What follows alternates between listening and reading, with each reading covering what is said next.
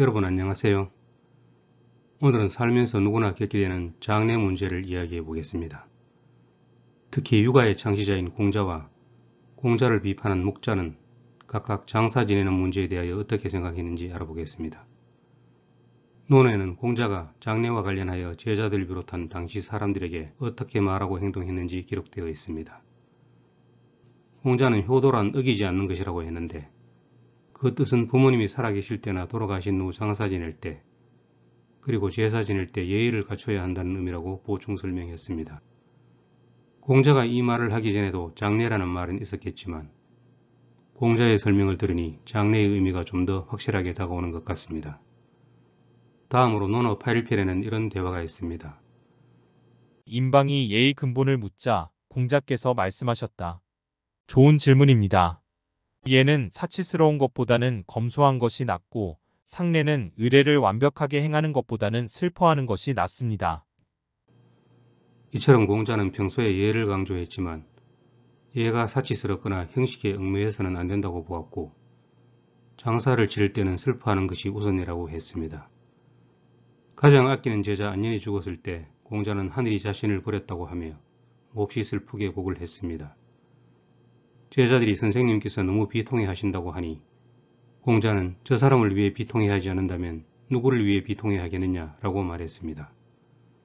안년의 아버지이자 공자의 제자이기도 했던 안로가 공자의 수레로 곽을 마련해 주기를 요청했지만 공자는 아들 공리가 사망했을 때도 곽만 있었고 곽은 없었다고 하며 거절했습니다. 또 문인들이 안년을 위해 후하게 장사 지내려고 했지만 공자는 안 된다고 말했습니다. 결국 문인들이 후하게 장사 지내자 공자는 안내가 자신을 부모처럼 대했는데 자신은 안내를 자식처럼 대하지 못했다고 하며 후한 장례는 자신의 탓이 아니라고 말했습니다. 이처럼 공자는 자식이나 아끼는 제자처럼 아무리 가까운 사이라도 장례를 후하게 지내는 것을 원하지 않았습니다. 부모님이 돌아가셨을 때 3년 동안 상복을 입고 지내는 3년상에 대해 공자는 어떻게 생각했을까요? 다음은 공자와 제자 제아가 3년상과 관련하여 나눈 대화입니다. 제아가 물었다. 3년상이라 하는데 1년만 해도 충분히 깁니다. 군자가 3년 동안 예를 행하지 않으면 예는 반드시 무너지고 3년 동안 음악을 익히지 않으면 음악은 반드시 무너질 것입니다. 묵은 곡식이 없어지고 핵곡식이 오르며 불을 지피는 나무도 바뀌니 1년이면 그만해도 될 것입니다. 공자께서 말씀하셨다. 쌀밥을 먹고 비단 옷을 입는 것이 너에게 편안하냐? 제아가 대답했다. 편안합니다. 공자께서 말씀하셨다. 내가 편안하다면 그렇게 해라. 군자가 상을 당하면 맛있는 것을 먹어도 달지 않고 음악을 들어도 즐겁지 않으며 거처에도 편안하지 않기에 그렇게 하지 않는 것인데 지금 내가 편안하다면 그렇게 해라. 제아가 나가자 공자께서 말씀하셨다. 재현은 어질지 못하다. 자식은 태어난 지 3년이 지난 후에야 부모의 품에서 벗어나기에 3년상은 천하에 통용되는 상이다. 제여도 자신의 부모에게서 3년 동안 사랑을 받았는가? 공자는 3년상의 필요성을 인정했습니다. 사람은 태어나서 3년이 지나야 부모의 품을 벗어날 수 있었으므로 부모가 돌아가셨을 때에도 3년은 돌봐야 한다는 논리입니다. 3년상의 기원은 명확하지 않지만 공자가 3년상은 천하에 통용되는 상이라고 말한 것을 보면 그가 살아있을 당시에 이미 일반화되었던 것 같습니다. 3년상은 실질적으로 25개월 정도였는데 이 기간에는 부모님 묘소 옆에 여막을 짓고 신주를 모시고 탈상할 때까지 생활해야 했으므로 생업에 종사할 수 없었습니다. 심지어 관직까지 그만둬야 했습니다. 공자의 제자 제아는 이것을 문제 삼았던 것입니다. 이것이 제아만의 생각이었을까요? 공자가 죽은 후 세상이 더 타락했을 때 태어난 목자는 이 문제를 훨씬 심각하게 보았습니다.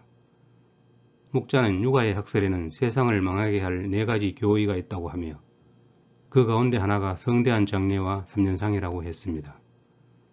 정자라는 유학자와의 대화에서 목자는 이렇게 말했습니다. 성대하게 오랜 시간 장례를 지내고 관을 몇 겹으로 하고 아주 많은 옷과 이불을 입게 하고 넣으며 영구를 바라는 것이 흡사집이 이사하는 것과 같습니다.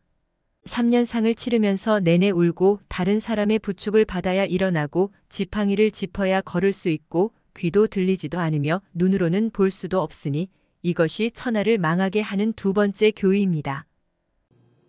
목자가 비판한 육아사상의 네 가지는 하늘과 귀신을 존중하지 않는 것, 후한장래와 삼년상을 치르는 것, 음악, 그리고 운명론입니다. 목자는 스스로 진단한 육아사상의 병폐를 포함하여 당시 세태를 비판하며 10가지 도리를 제시했는데 그것이 바로 묵가십사입니다. 묵가십사에는 절장이 있는데 절장은 장례 때 쓰이는 의식이나 비용을 절약하여야 한다는 뜻입니다. 목자는 의진 사람이 천하를 위해 할 일은 가난하면 부유하게 하고 백성의 수가 적으면 많도록 하며 혼란스러우면 안정되게 하는 것이라고 했습니다. 그런데 만약 성대한 장래와 삼년상을 주장하는 사람의 뜻대로 정치를 하면 그 나라는 반드시 빈궁해지고 백성들의 수도 줄어들며 형법과 행정도 문란해진다고 했습니다.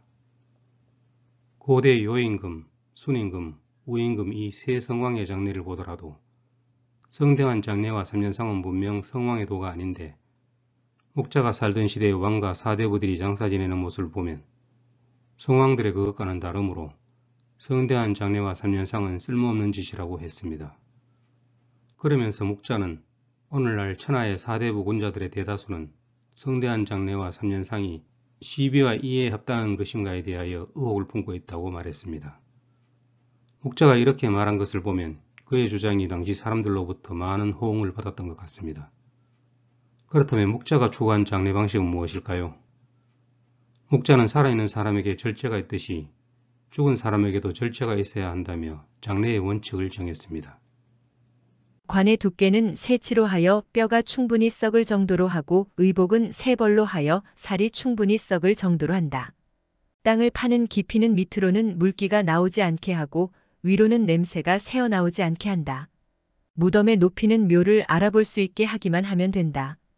곡하는 것은 묘에 갈 때 올 때 하고 집으로 돌아와서는 먹고 입을 재물을 만드는 일에 종사할 것이며 제사에 쓰이는 물건을 만들어 부모에게 효를 다하여야 한다. 목자는 간소한 장례가 산 사람과 죽은 사람 모두에게 이익이 된다고 했고 3년상이 아니라 3개월상으로 충분하다고 했습니다. 공맹자라는 유학자가 3년상을 지키는 것은 어린아이가 부모를 그리워하는 것과 같다고 하자 목자는 이렇게 말했습니다. 어린아이의 지력은 단지 부모를 연모할 뿐입니다. 부모가 없으면 울음을 그치지 않습니다. 이것은 어떤 이유에서입니까? 바로 무지가 극에 달했기 때문입니다. 그렇다면 육아의 지력은 아이들을 능가할 수 있는 것입니까?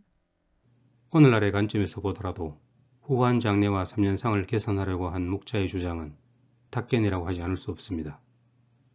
그런데 왜 3년상은 아주 오랫동안 존속되었을까요? 한 제국 이후 육아사상이 지배적인 통치 이념이 되었고 그것이 조선시대까지 이어졌기 때문일 것입니다. 오늘은 여기까지입니다. 감사합니다.